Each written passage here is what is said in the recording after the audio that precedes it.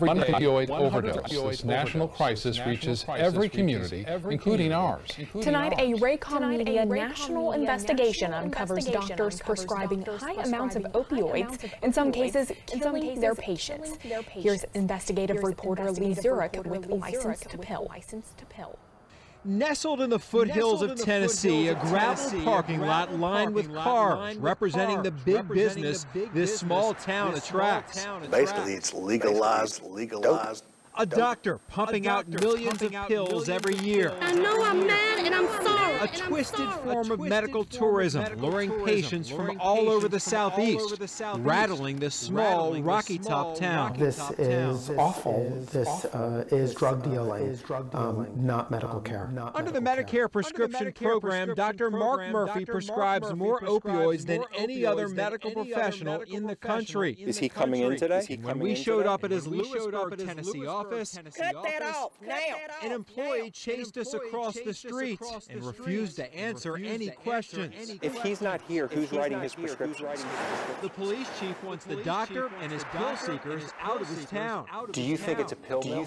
I believe it is. I believe it is. You do? I do. You do? Why? I do. Well, why? Well, not even being police officer, use common sense. But when we're seeing that volume of traffic from Alabama, Mississippi, Georgia in one place, it's quite unusual. Dr. Murphy has a checkered past. The state of Alabama accused him of over-prescribing opioids. He let his Alabama license expire and now solely works out of Tennessee. A Raycom Media national investigation examined the country's highest prescribers of opioids and found many doctors like Mark Murphy handing out these powerful pills at alarming rates. Over a 3-year span, the top 1,000 prescribing medical professionals wrote more than 14 million prescriptions for less than 2 million elderly and disabled patients enrolled in the Medicare prescription program. One has to question whether or not they are really drug dealers in white coats.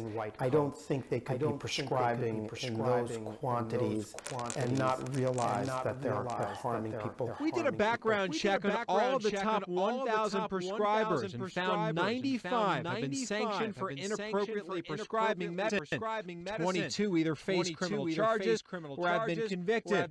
Earlier this year, a grand jury in Texas indicted Dr. Howard Diamond for killing more than 20 patients, including Allison Holly's mother. In 2001, Holly's mother suffered nerve damage in a car accident, but for nearly 11 years she functioned quite well, holding down 3 jobs at the same time, doing hard work, a waitress, cosmetologist, and on weekends at the lake.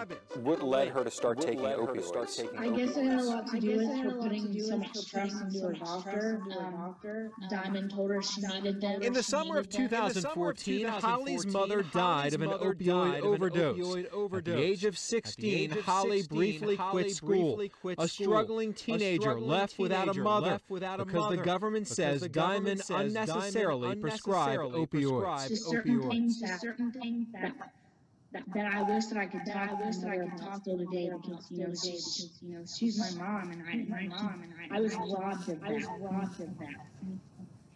You were robbed of your mother by this doctor. Yeah. A map of the top 1,000 prescribers shows a crisis for the Southeast. Mark Murphy's office in Lewisburg, Tennessee, with a population of 12,000, may be the epicenter. On our trip to Lewisburg, a few cars pulled into the lot 30 minutes before the office opened, in line just after dawn, waiting for a doctor licensed to pill. Since our reporting in early February, additional providers have been sanctioned. It's important to point out many of the top 1,000 providers prescribe opioids for reasons experts call legitimate, like end-of-life, cancer, or short-term pain issues. Dr. Forrest Tennant has run a pain clinic out of an office in this West Covina, California strip mall since the 1970s.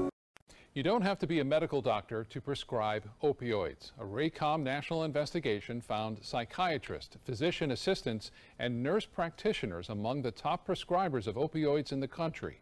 Here's investigative reporter Lee Zurik with Licensed to Pill. Counting pills one by one takes time. This is a personal issue to me. It wasn't when I started. John Dowdy counts pills for a living. He's not a pharmacist, but a law enforcer. It's hard. Dowdy knows that pain too well. Last year, a relative died of an opioid overdose. Another barely survived. Was dead when he got to the emergency room, but the emergency room doctors were able to revive him. And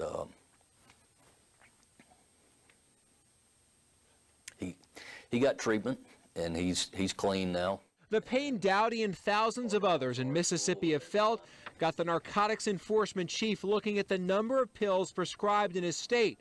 It takes a lot of counting to reach that number. There were over 201 million dosage units of opioids dispensed in the state of Mississippi in 2016. That's pills. That's pills, individual pills, 201 million plus. When you do the math, that means that every living, breathing person in the state of Mississippi from infant to elder could have had about 70 dosage units each. A Raycom Media national investigation analyzed 3 years' worth of data of the top 1,000 Medicare opioid prescribers in the country. The federal program is made up of the elderly and disabled.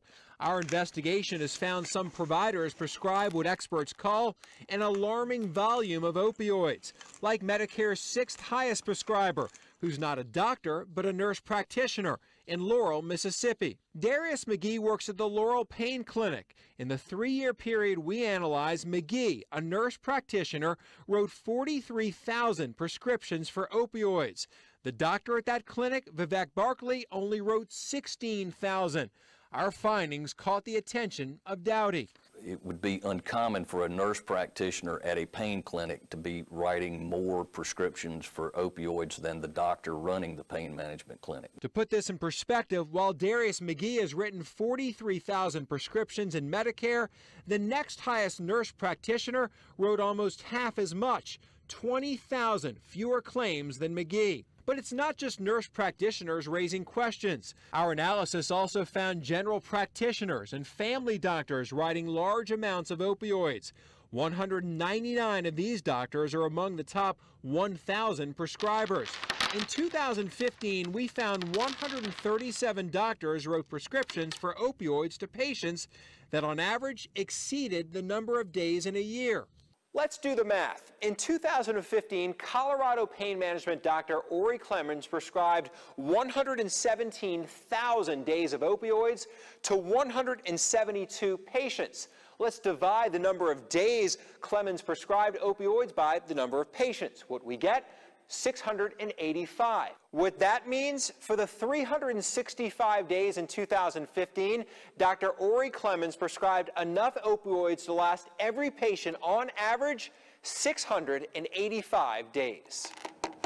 That's definitely going to throw up red flags, and, you know, that would be something that certainly we would look at. As he continues to count the pain pills dispensed in his state, Dowdy's personal pain has given him a new outlook on the opioid crisis. Why do we want to let another life go? I mean, if we can make a difference and we can save just one life, I think we've won.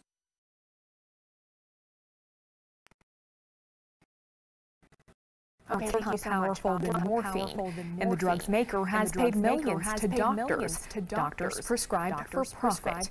Here's investigative reporter Lee Zurik with License to Pill. I almost didn't make it. This is what happens when a wife and mother gets hooked on opioids by a doctor prescribing for profit. You're lucky to be alive. Amen. Absolutely. Tamison Witherspoon's story started in 2014 with a doctor's mistake during an operation. Witherspoon's surgeon sent her to a pain clinic to help alleviate post-procedure pain. She never met her doctor, John Couch, but his nurse still gave her prescriptions for 5 different pain medications, including Subsys. Point the nozzle into your mouth and under your tongue. A powerful fentanyl spray meant only for cancer patients.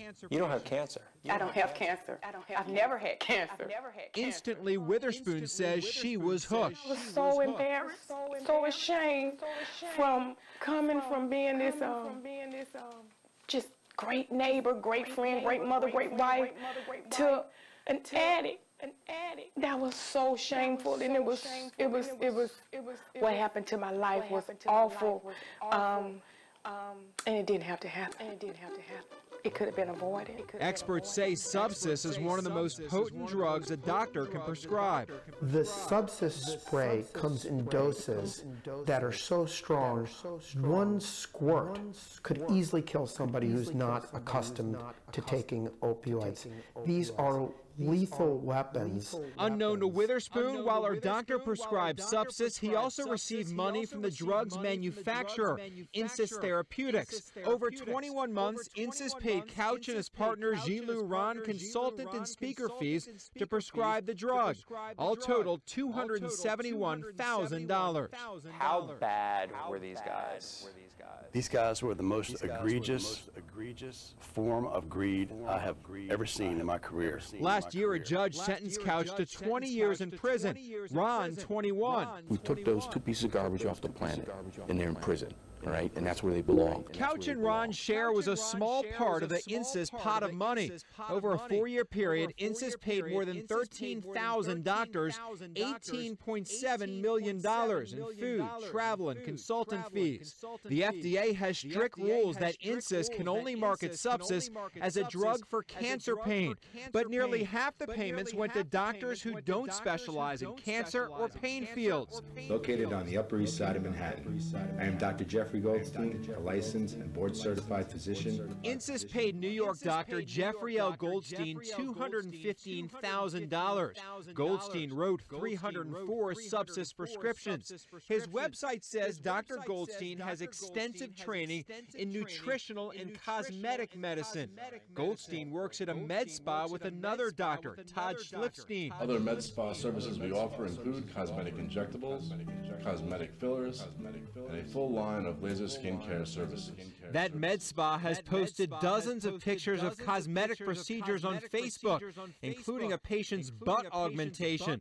But still, Insys paid Schliffstein $146,000 to market the cancer drug, Subsys. In 3 years, Schliffstein wrote 91 Subsys claims. The Subsys prescribed by Goldstein and Schliffstein cost $5.5 million, about $14,000 per prescription. Tamison Witherspoon's one of the lucky ones. She survived. I did what they told me. When you go to the doctor and you get directions, you do what you're told. I did that. And became an addict. In November 2014, she checked herself into rehab and got clean. She's turned her life around, but will never forget the crippling addiction and the doctor who put her on that path. You mean you got paid for ruining my life? You got paid for destroying my life? You got paid for all the hell that I had to go through? That hurt. But you move on.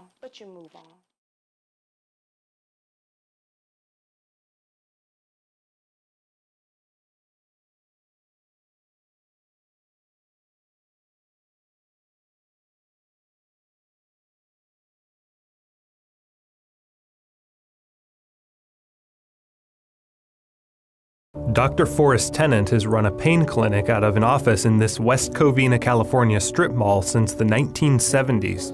The clinic's decor is as decidedly old school as the physician who runs it, but chronic pain patients from around the country flock to this 76-year-old doctor to get treatment they can't seem to get anywhere else. You just can't depend on an oral pill because I have patients that come here from Maine and Miami. In other words, from all over, including Alaska.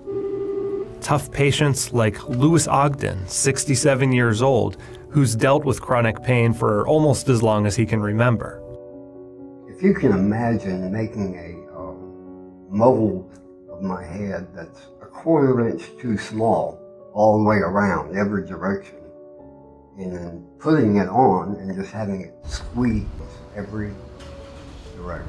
Louis's chronic pain prevented him and his wife and high school sweetheart Kristen from living a normal life for decades. We were involved in an almost non-stop pursuit of help. Saw many different specialists and tried many medications and therapies and treatments, but nothing ever really helped.